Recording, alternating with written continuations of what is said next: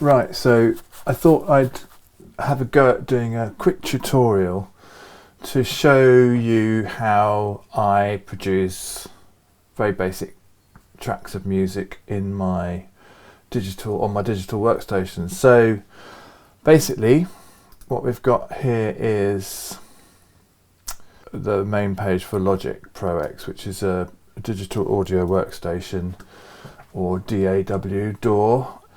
So the way it works is you have channels like this. I can add more channels if I want them, software instruments, audio channels for recordings, or drummer channels for drum tracks, guitar, bass, etc.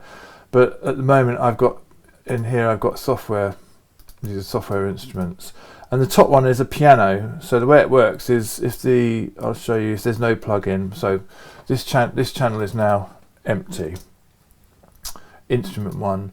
So you come down here to the channel strip. This strip relates to instrument 1. As you can see there, it's called instrument 1 down there, and it's also shown here in the audio mixer.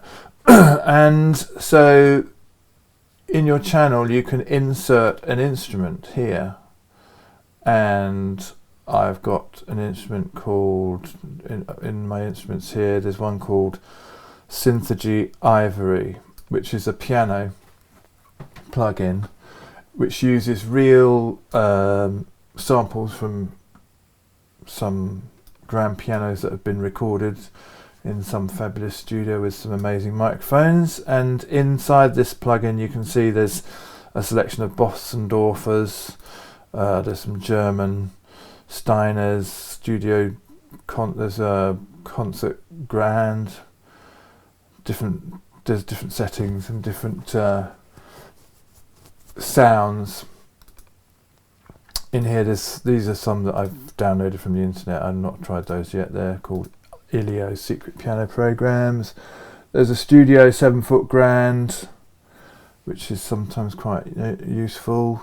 Let's try the Bright Studio 7. There's also some synths and pads that you can layer over the piano for special effects. So I'm going to choose the Bright Studio, and it's now loading, as you can see there, just loading up all the samples, and that's loaded, so you can hear the piano there. And if I go over here and play on the keyboard, you'll be able to hear the piano sound. And then if we put a loop in here, so this is a 4-bar loop, and turn on the metronome, we can play a few notes.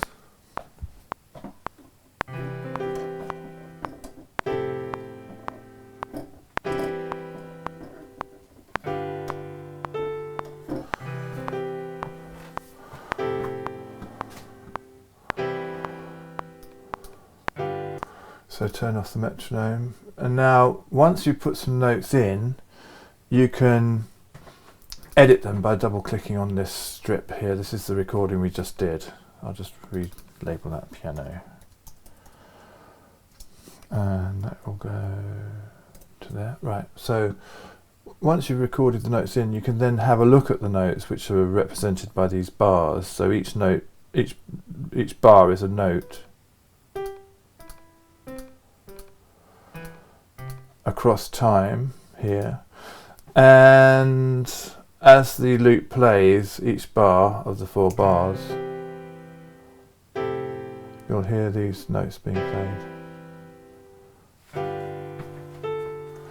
And within the bar there's note information about what's going on. So in this bar here, for example, we're being told the note's being played at this position. It's an E3, and it's I think that's the velocity at which I hit it, so that'll be the volume, and then this is the length of the note. So as I change the length of the note, you'll see it change there. And if I wanted to increase the velocity of it, I can push this number up. It'll get louder or quieter as I bring it back down. So you can really play around with what you've recorded and improve or correct errors, etc.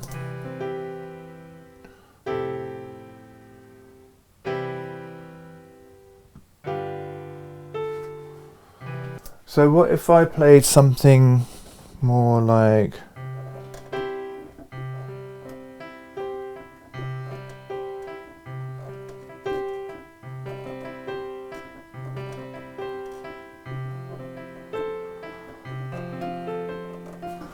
Bring the tempo down a little bit, just to give me more.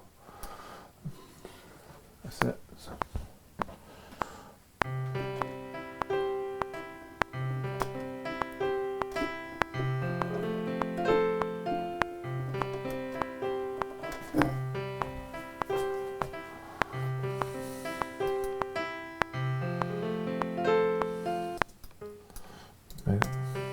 No mistake there.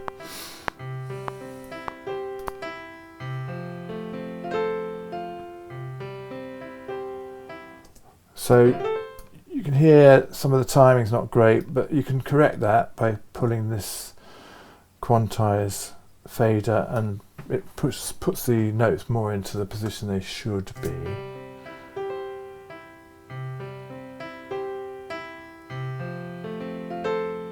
So there's something going wrong here, isn't there?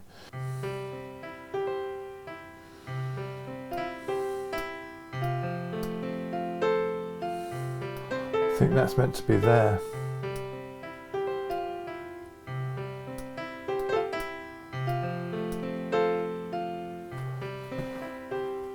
There you go. So that's sort of corrected, more or less. And then once you've got that all in place how you want it to be, you can then work on the sounds, which is the fun part.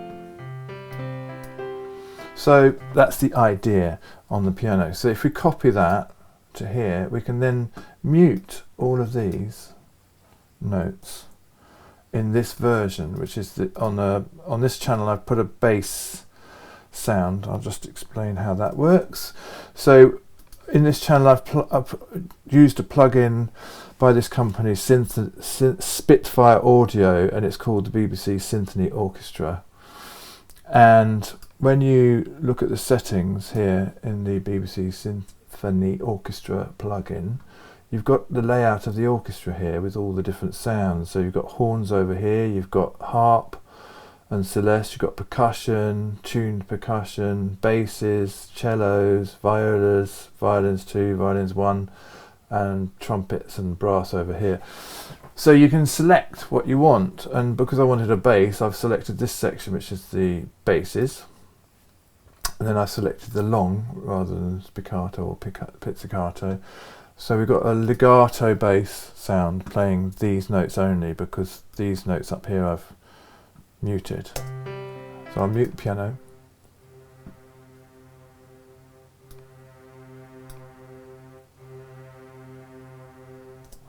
I mean, they sound like they could actually be deeper. Shall we go deeper? Let's copy them.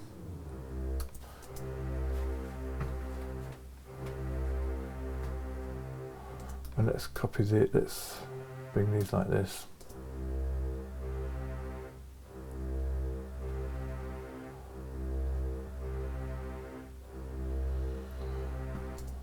So that's the bass. Then we can copy again. This time we're going to mute the basses, and we're going to use these notes. Oops. And these are going to sound like, in this channel I've got, again I've used the BBC Symphony Orchestra, but this time I've selected here the cellos, celli. And they sound like this.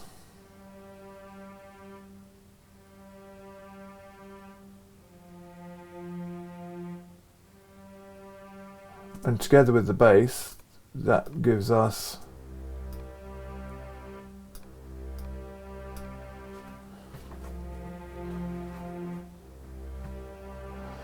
and from there we keep going. We're going to put the same notes from the piano, but this time I'm going to mute these and open up, I think, all of those, and I'm going to put them on the violas. I've used a different plugin this time. This time I've used something called Contact, which is a sample player. It's very similar to the Spitfire Audio plugin. In fact, it has some. I've got a whole library of sounds here, and it has got some Spitfire Audio sounds in it. And I've used their strings. What have I used? Yeah, I've used they've got a string section which basically which has violas in it. So I'm going to listen to that in solo mode. So if I press this button here, I'll just solo that channel. So all you can hear is the violas, and just relabeling everything. So these are the string violas that we're looking at now, and they sound like this.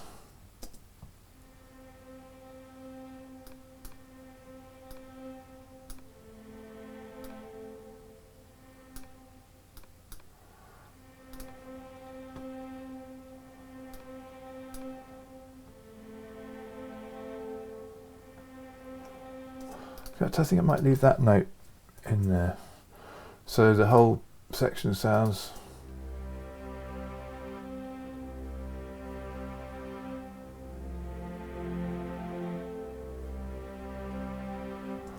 And then we'll keep going and we'll add the top notes, which will be on the string, the A strings we've got. We're going to have probably going to use, I think, probably these notes. No, let's use just these notes.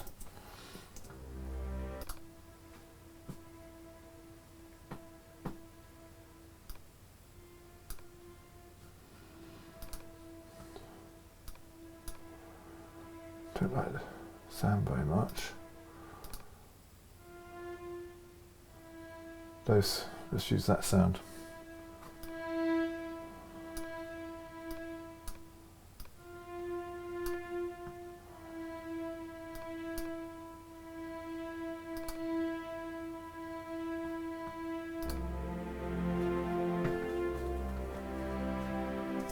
And then finally we've got strings B, which are going to play the, I mean, it should be the other way around really, but that would be probably called strings B, and this would be called strings A, I think, probably. Just change that to that. Right, so the final one, strings A, I'm just going to use all the top notes, so muting the last lot and using these notes.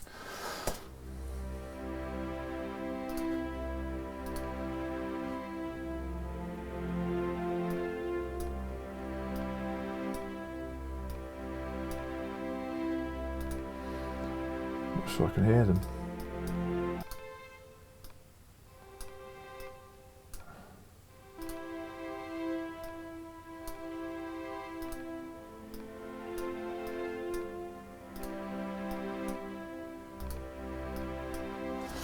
And so that's basically it. You can see now this is the mixer where we're hearing all the, let me get rid of the solo buttons. So these are the sounds here. When you come to the stereo output, you can then add some effects. I've got lots of compressors and different effects in here to liven up the sound a bit.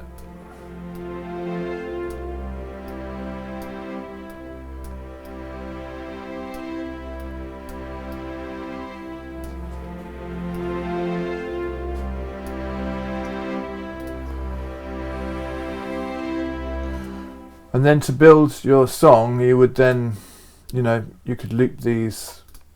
I could have these copied over to, let's say here, and you could then loop these between those 2 points. So these will keep playing while you play something else.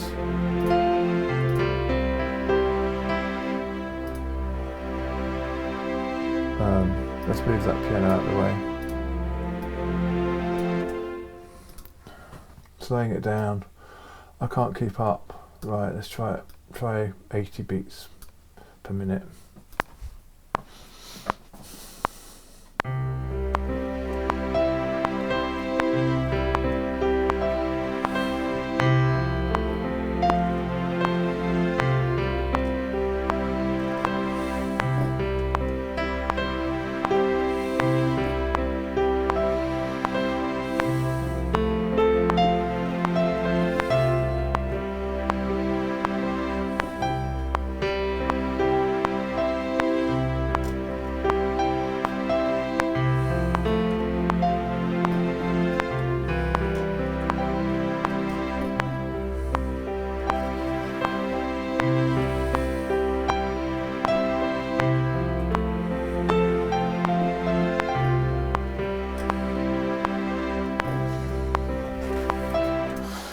You get the idea. I mean, not great. I'm just playing it off the top of my head, so I haven't planned this. This is just coming out of my fingers. So you get the idea. It's basically a case of playing around, having fun, and finding what works and what doesn't work, and just going with it.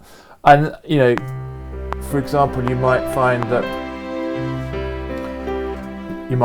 that piano sound isn't what you want. You want something more.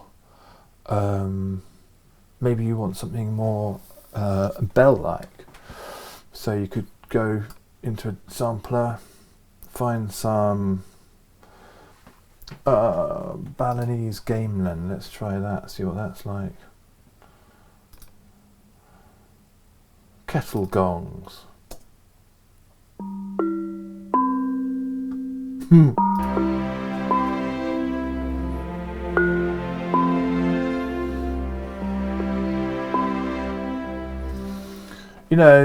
It doesn't sound great, but hey, if you put some reverb on it, let's send this in the channel strip. You can now send this out to what's called a bus, which is what they call it. That I think it's because it carries the signal out of the mixing desk. It's all based on a traditional mixing desk.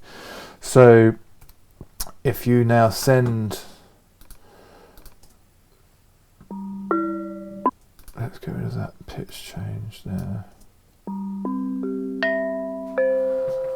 So you send this to bus 1 by turning this knob here, and now that signal from the what was the piano is now the gamelan channel.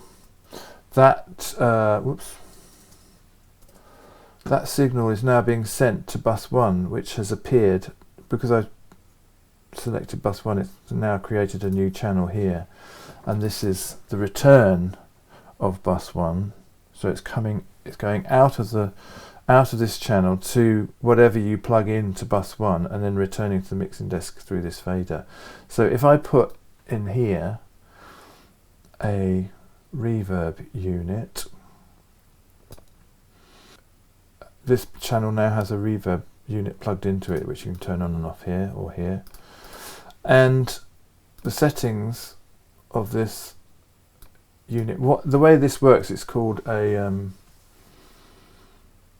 I can't remember what they call it. It samples impulse responses, and so you can load an impulse response from any space that you fancy. So I've got a load of impulse responses here, large spaces, outdoor spaces, some of my own things in there. There's some old Logic impulse responses in here. There's quite a good one of a Palace. This one's quite good. It's very long. So if you then feed this gamelan signal from here to this from this fader, you can adjust the amount and send it to this reverb unit. You'll hear it back here. So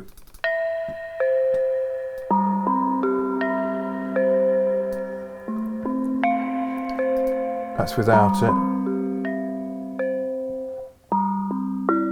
And then if I turn the reverb on,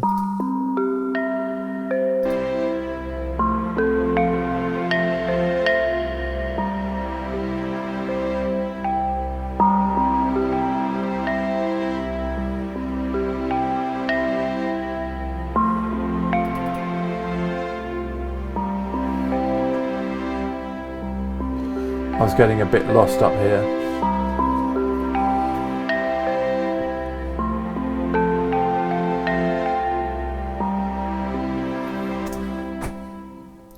And it just goes on from there, really. You can, add more channels. You can add another software instrument, make a new channel here. You can add whatever the heck you fancy. It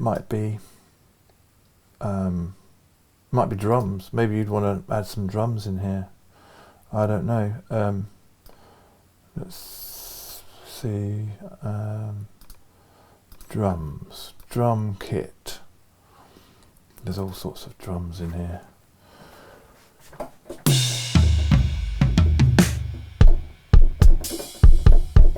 I'm playing these on the keyboard. So you then run it and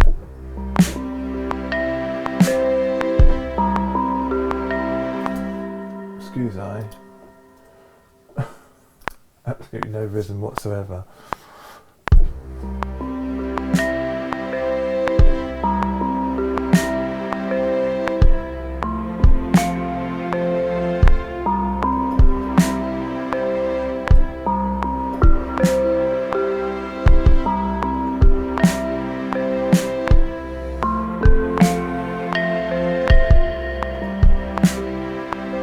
Or you can also, the other way you can do things is you can just draw them in. So that symbol that I was putting in there could be just copied and pasted like that. So you've got a little symbol happening now.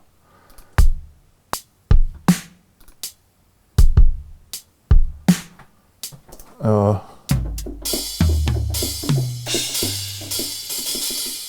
this note is a hi-hat, so you could paint in a little hi-hat, open hi-hat if you wanted it, something like that. Maybe just put it before the snare like that, might work quite well.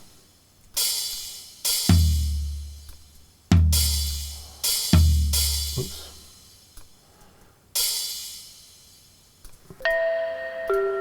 There's something in there that I quite like.